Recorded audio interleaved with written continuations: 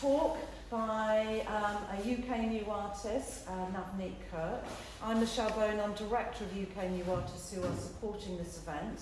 And Navneet's going to talk a bit about her journey and how she sort of arrived here and maybe what's next. And also you'll have an opportunity to see some of Navneet's work in reality when UKNA Artists comes to Leicester for the Leicester City Takeover from February the 25th to the 27th, 2022. My goodness me. There was quite a lot of twos in there, which will be an opportunity to enjoy the work of about 74 artists who will be presenting and showing their work across the city for free, from painting, performance, dance, theatre, a whole range of things that we'll be able to get involved in. So do keep your eyes open for that. But in the meantime, I'll hand over to the super talented and super lovely Navneet to talk us through. Do you want questions during, or are you happy to wait until after? During is fine. During? Okay, so we'll keep it nice and informal. If you have any questions, or you want to know anything, just shout out and yeah, I'll hand over to you. All right, enjoy. Hello everyone, my name is Navneet Virk. I'm a designer and upcycler based here in Leicester. So I'll start a little bit at the beginning. I very innocently went into fashion with the love of clothing and a dream of also making my own beautiful clothing. But somewhere along our journey, we found out about the true effects of the fashion industry and the treatment of the people, and how the clothing industry has been overproducing and affecting the environmental impact to our planet. And there was a point in my career, well, when I was a student, it was my final year, when I was looking at a lot of documentaries and information and reading up on the subject, that I felt like I don't want to continue to design in this way. I felt really bad for potentially going into an industry where I would contribute to this cycle. So I decided to take a different turn and instead try and experiment. So in our final year, the plan was to design a four look collection, but I decided to scrap all of that and instead do an experiment. So there was a lot of factors that influenced my project. I was really looking at the world and clothing, why we buy so many clothing, why with the rise of social media and our need for constant newness and to curate an image of ourselves that's not necessarily the reality of our lives. I was also looking at what was going into the landfill and looking at the fast fashion industry and how that was making the bulk of the waste. Knowing that overconsumption was happening on all levels, but I wanted to go back to the roots of why I love fashion and maybe a craftsmanship that's still appreciated, and that was couture. So couture is very high priced and there's a lot of techniques, and the appreciation of the garments is translated also through the people who make it and the price. So with my project, I wanted to look at how can we turn fast fashion into couture. And I worked on the premise of my project with the idea of what if we couldn't throw away any of the clothes that we brought, and how can we make this look beautiful. So one documentary that really influenced my project was a documentary by Lauren Greenfield, who's a photographer. She had this documentary called Generation Wealth. She documented over 25 years following people who enjoyed what they did to the extremes, and we looked at excesses on all different levels. And it was all about this idea of creating an image of what we wanted to be and how we always craved more. One person that I really picked up on was somebody who constantly went through plastic surgery procedures, and I used this as inspiration for how I'd worked with my clothing. So I'm a very visual person. and I don't design really by drawing. So I design fully by stand work. So I use the idea of plastic surgery and use this to influence my stand work. There was a lot of things that I tried and didn't work, because it's hard to make a whole bulk, 20 pairs of jeans, a load of t-shirts look beautiful. So there was a lot of experimenting in it as well. But some processes that I found turned out really well was the idea of the fat transfer procedure, where you take a bulk of fat and you move it into an area which is more desirable for you to create the shape that you want. So I use this within my stand work. So on the right hand side, you can see the starts of the work of my t-shirt work. So I took 4 t-shirts, I took the bulk of the bottom and moved it to the bust through handwork and hand ruffling. And it was that idea of just reworking something to make it look more beautiful rather than getting rid of it.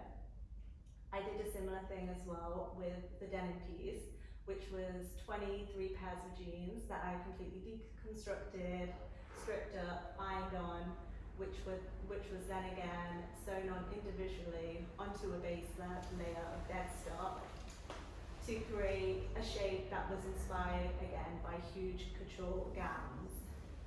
So this was my experiment and the premise of all of my work, but everything was an experiment and I didn't actually know how anything was going to turn out until the end. And it was kind of hard for me in university, in a course where you're designed to plan everything and to plan the outcome.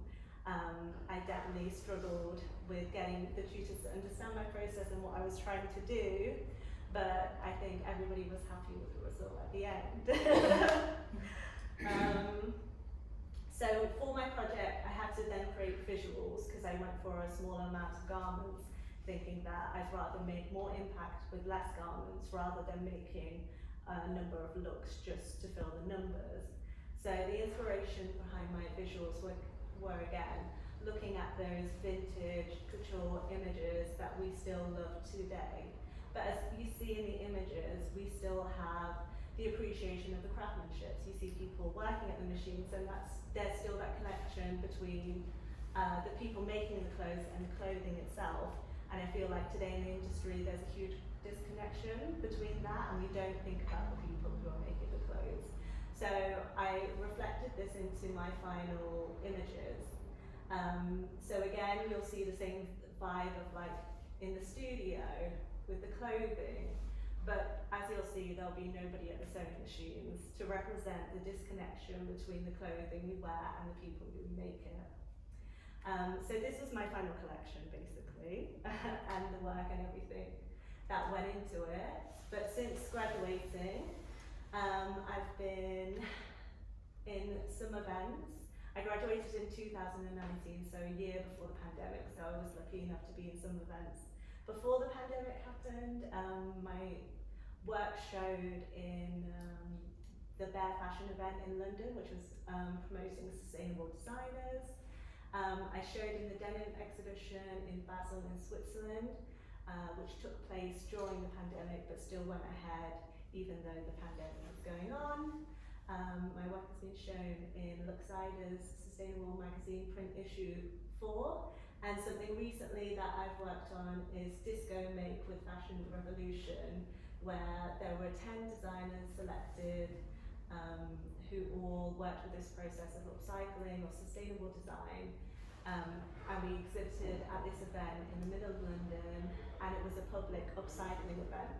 So people came in and we showed them how to upcycle or what you could do to repair your clothing. And it's really about spreading the awareness of what's happening in the industry and what you should be doing as well, and how you can mend your own clothing or make something new by yourself. I'd like to finish with a little bit about my work with UKNA. Obviously this event was meant to happen the previous year, but they kept this support going on throughout the year. and through them I've been able to have access to support and workshops, and I've been able to also do my own workshop with them. So I just wanted to finish with my entry for UKNA, because I think sometimes with fashion it's kind of hard for us to cross over into art, and it's sometimes not seen as art. But I just wanted to finish off with my entry and how I made it into here. So the piece, which is the denim skirt called Identity Facade, is a pair of denim jeans. It's made out of jeans trying to be couture skirt, a metaphor for the essence of our own juxtaposition, how we want to be perceived, and the image of ourselves that we want to curate. The work addresses the challenges and core desire for consumption, and our desire to be more than what we are. Thank you.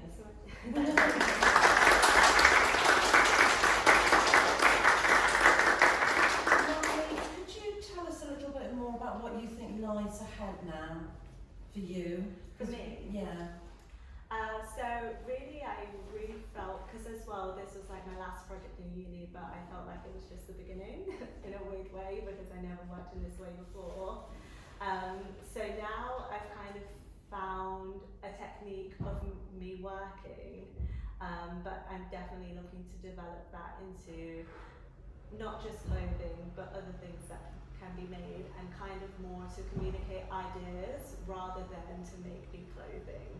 So at the minute I'm working on a project that would focus a little bit more behind my own culture and also being British and the mix between them two. So I'm working on some new garment clothings, but also product designs that represent both.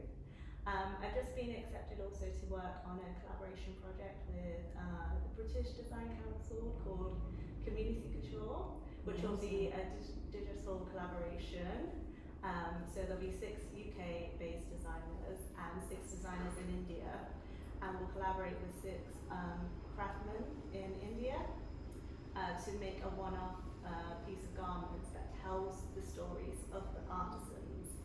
So I really feel like that really merges in nicely with the direction of work that I'm going in as well. So, yeah. Sounds exciting. Are there any other questions? Sorry, in terms of kind of thinking about your future, are you looking to still create kind of wearable designs, or will these be more kind of like pieces of artwork on display for people to I'm thinking about maybe doing both. Obviously with this one, the whole idea was about making huge garments, standout garments that people stop and look at. But going forward, and with the techniques that I've been working on, I can definitely see how that can also be merged into wearable garments, which is great as well, because I'd love to make beautiful upcycled garments that people can actually wear in their daily lives. But it will definitely be mixed in with pieces that are just more for show. Looking at other stuff as well, like furniture and everything as well, kind of more art pieces, which I think I've been exposed to a lot through this process with you guys at UKNA. I think, because I think it's, if I may talk to the fact of, your selection for the city takeover, and maybe Saz can help me here as well, but it was about, it wasn't just simply about making something wearable, having an item of clothing, but it was the bigger idea, the kind of the message behind it, and also, and we talked about this a little earlier, the straddling, I must put my teeth back in, between kind of fine art, fashion, sustainability. There was a lot of sort of energy within the work which I sort of responded to and felt was important to kind of give a platform to and watch where you might take that. I don't know how you felt as Saziso, I really do need to put my teeth back in, is the curator who's been working quite closely with Navneet, so just to identify you, sorry. Yeah, no, it's alright. No, definitely. I think those points that you put across, particularly the sustainability aspect, I think that was something that really stuck out for me as well. And it was the way that you were addressing it as well. I think coming from Leicester as well, which is obviously the city is a big producer of kind of like fast fashion, garment culture, and then there was the storytelling aspect of it that you were doing through your work. I think another really important thing from my perspective, and maybe from the others, was also that transition and that support from fashion designer and textile designer to artists, because we could see that you really wanted to take that step and make that transition and display your work as an artist as well as on, you know, as in terms of fashion as well. So. I think like a huge thing for me is like, especially coming from a fashion design course, we're never really exposed to this side, and we're not really seen as art as well, so it's hard for us to cross over. So this is a whole new industry, and it's kind of brought to me through one of our tutors, Joe Cope, who uses fashion as a medium to explore ideas. And I think it wasn't only until then that I felt like I fitted in more on this side, rather than in fashion, where you see collections every season and people look at a garment for 1 second and don't really take in what it's about and what it's trying to tell you as well. So that's kind of where I feel like I kind of fit in with this side as well, and I definitely want to continue to bring that storytelling into my work. I don't think I would want to do it otherwise.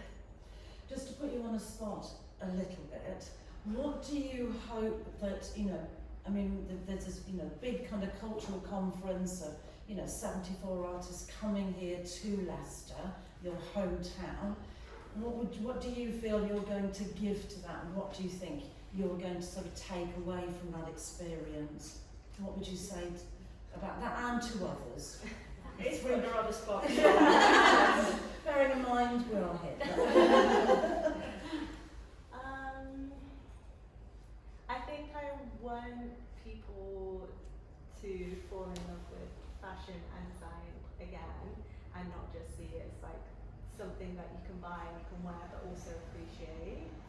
I hope that people take away from it, because obviously I'm addressing a lot of things in the work, take away from it and look at how we do consume and how we do live and what we're trying to make in our lives, and is this right? I think there needs to be more people questioning what's going on rather than just going with the flow.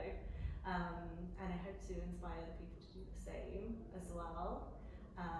What I hope to take away from it is to maybe interact with people who have seen my piece and get their thoughts on it, because obviously art is a conversation and everybody gets a different perspective from what they see, depending on like what experiences they've had. I'm also really looking forward to meeting other artists and how they work, and see how this can like also influence my own perspective and my own way of working as well. So yeah, if that answers it. Yeah, lovely. Can you expand a bit more on your ideas around product and furniture? Okay. I'm just about to go into developing some new work. I've recently kind of started talks on a collaboration with a photographer who does pinhole photography, so the photography that we used to do in the olden days, and we had this idea of collaborating and making images in the style of old Punjabi royalty. So we're collaborating and trying to make kind of like a set. So one thing that I've had an idea for ages is mixing in some elements of westernized clothing with easternized, but there's a part of me who is kind of, I really want to find a way to communicate in a way that is authentic to me, because it wouldn't be authentic to me to make a collection of saris, because it's not how I grew up. So I'm trying to pick up other pieces of my cultures that I've always loved. So at the minute I'm developing, it's called a munja, it's an Indian daybed. So I'm looking to make this daybed with upcycled denim with the strips. It's kind of like a woven daybed, and we're going to use that and create a whole set for the photo shoot. So it's kind of like bringing in, and I'm working on techniques, upcycling techniques, to also then bring this idea of comfort and culture, but in a more of a subtle way that feels more authentic to like how I live, and we're still bringing in the essence of like where I've come from as well. So it's kind of like progressing the image of British Asians and who we are without losing the past.